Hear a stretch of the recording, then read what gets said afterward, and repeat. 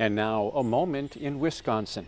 Photojournalist Tim D'Agostino takes us to the Schlitz Audubon Nature Center. 185 acres of forests, wetlands, restored prairies, ravines, bluffs, and a Lake Michigan shoreline in the village of Bayside.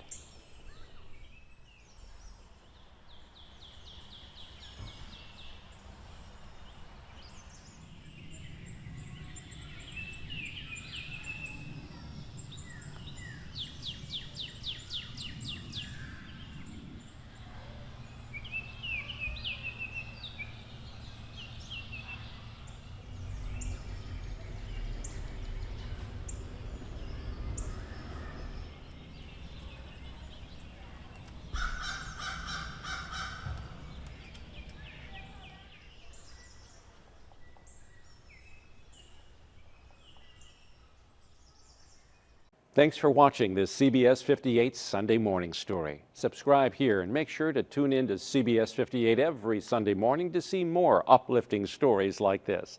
And check out our other playlists on YouTube. You'll find everything from Everyday Heroes to our CBS 58 Hometown series on CBS 58.